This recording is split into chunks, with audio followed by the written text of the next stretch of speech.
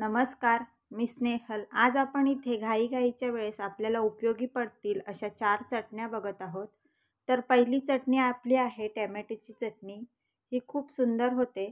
आता त्यासाठी आपण इथे तेलामध्ये जिरं मोहरी टाकले, लसूण टाकले, लसूण बारीक चिरून टाकले, 2 लाल मिरची टाकले, ओली मिरची आहे लाल कलरची, आता ती टाकलेली आहे।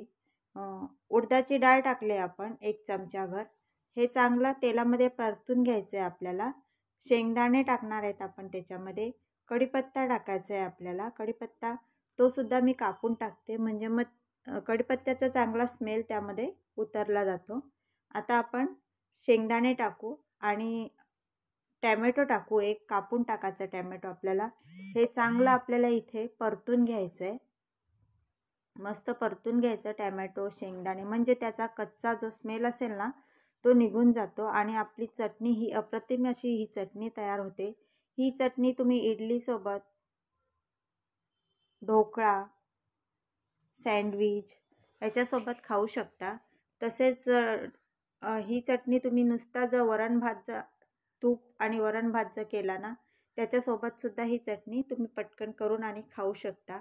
अशी ही मस्त तोंडाला चव आणणारी चटणी आहे टोमॅटोची चटणी। आपण हे थोडं थंड करून मग त्याची चटणी करणार आहे।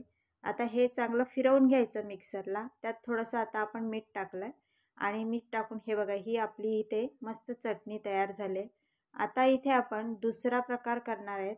दुसऱ्या प्रकारची चटणी आपण करणार आहेत, शेंगदाण्याची चटणी। त्यासाठी आपण इथे शेंगदाणे भाजून घेतले, स्वच्छ करून घेतलेत आणि आता आपण त्याच्यामध्ये लसूण टाकलाय, लाल तिखट आणि मीठ चवीनुसार। हे मस्त आपल्याला आता इथे मिक्सरला फिरवून घेतलं। ही इथे आपली मस्त शेंगदाणा चटणी, सुकी चटणी तयार झाली। ही चटणी मस्त महिनाभर टिकते आणि भाकरी चपाती सोबत अतिशय सुंदर लागते, वरण भातासोबत सुंदर लागते।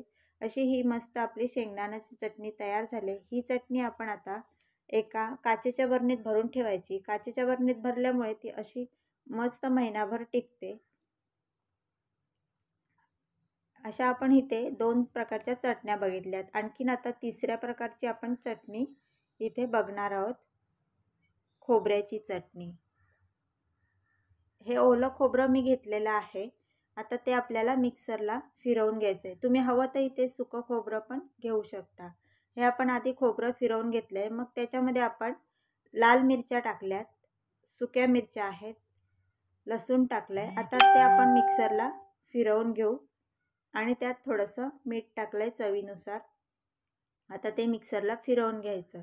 ही इथे आपली सुकी चटणी तयार झालेली। तुम्ही हवं तर सुकी पण ठेवू शकता, पण मी इथे ओली चटणी केलेली आहे।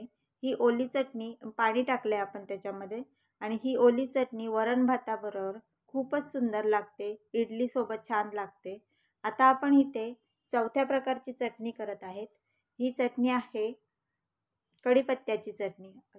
आपल्या सौंदर्यामध्ये भर घालणारी ही चटणी आहे। म्हणजेच कढीपत्त्यामुळे आपलं जे रक्त आहे ते शुद्ध होतं आणि आपली स्किन जी आहे ती मस्त टवटवीत होते। त्यामुळे कढीपत्त्याची चटणी नियमितपणे खाल्ली पाहिजे। त्यासाठी आपण इथे कढीपत्ता तेलावरती भाजून घेतलाय आणि तो मस्त कुरकुरीत करून घेतलाय। परत काढून ठेवला आपण। त्यामध्ये आता शेंगदाणे टाकलेत आणि सुकं खोबरं टाकलंय। ते पण चांगलं परतून घ्यायचं, म्हणजे सुकं खोबरं आणि शेंगदाणे, मिरच्या हे चांगलं परतून घेतल्यामुळे काय होतं, त्याचा जो कच्चा स्मेल असतो ना तो निघून जातो आणि आपली जी चटणी आहे ना ती मस्त महिनाभर टिकते, खराब होत नाही।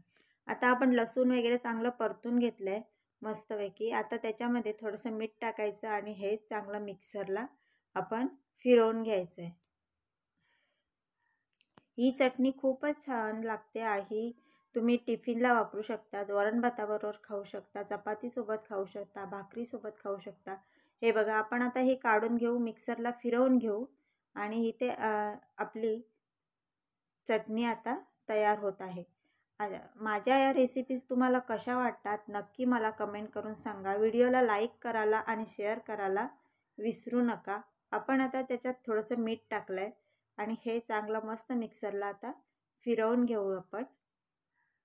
हे बघा आपली इथे चटणी तयार झालेली आहे. आपण आता त्याच्यात कढीपत्ता टाकला आहे. कढीपत्ता टाकून पुन्हा एकदा आपल्याला ते फिरवून घ्यायचं आहे.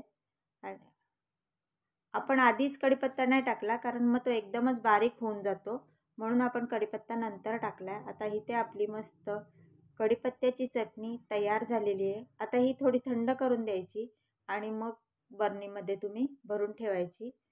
तर या 4 प्रकारच्या चटणीच्या